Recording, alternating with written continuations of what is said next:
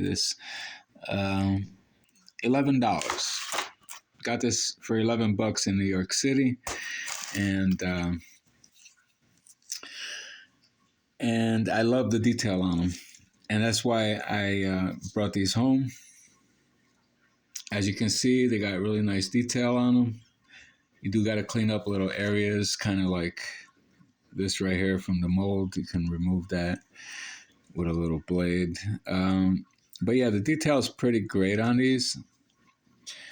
The figurines do need a little work sometimes. Like the bazooka is kind of crooked right here. It's the way the mold made it. Right here in the center, it's kind of crooked. So I can just add a little piece of a tube right here, and then once I prime it, you'll never notice it. But yeah, other than that, they look pretty good. I'm very happy with the way the detail came out on these, on most of them. Some of them not too much, but most of the soldiers look good though. Now this is probably my least favorite one, but you got a lot of great ones. You got snipers. These look pretty cool. And if you look closely, I'm going to try to show you. I don't know if this camera is going to do it justice, but you got nice facial details on them. So I'm going to definitely go back and get another bucket of these.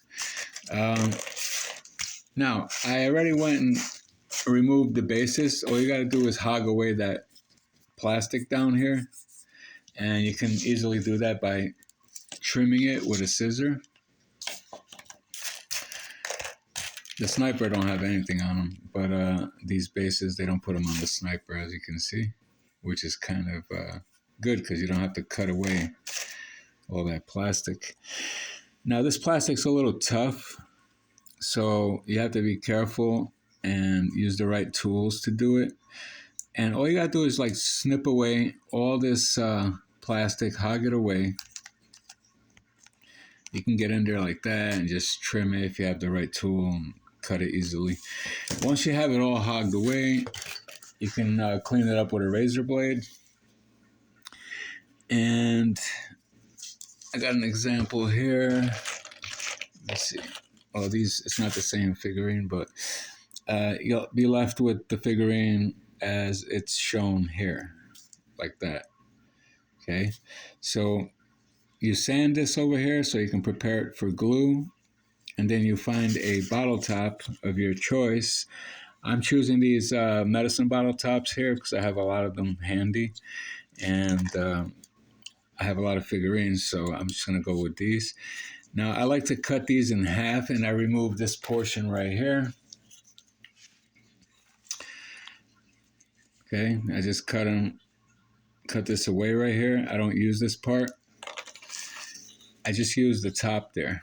Once you have that top, you just glue it to a magnet, and then you trim the excess of the top around the magnet so you can get a nice flush fit. And I'll show you how that all turned out right here. Oh, and also you can drill holes on here to put little clusters of like bushes or grass or whatever. I like to use the, I had one near me here. Not sure where I put it now. Oh yeah, I got some over here, just bear with me.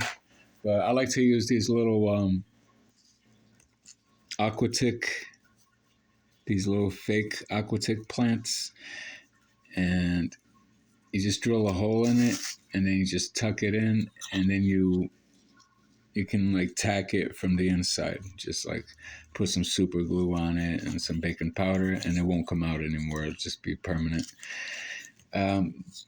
Again, I'm only using the top, and I need that little tiny step right here, this little ledge right here, because that's what's going to take glue, and then, you know, I can sand that easily and put glue on it, glue the magnet to it, and then trim away any excess. After that, you just add glue all around it, except for around the magnet. Leave the magnet clean, and we just add glue around these little edges here and around the top here. But the first thing I forgot to mention is you glue the figurine down the way you want them.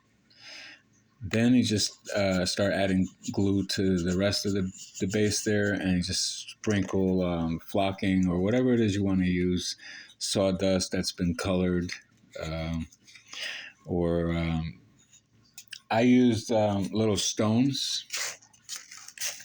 There's still some on the surface here, but I use these little stones right here. It's sand actually that I bought at the dollar store. They come in little pouches, and I just sprinkled that on the base. And once everything is glued, you should have something that looks like this.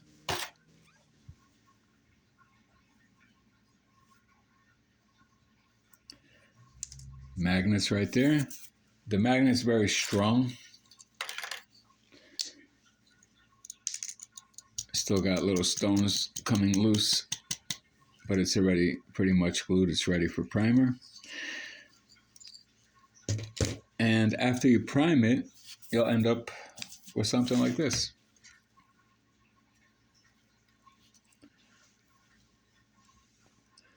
I gotta say, it looks like it was 3D printed, and it feels heavy because of the magnet. It got that weight on it, and the little stones, they added weight to it, so it actually comes out pretty nice.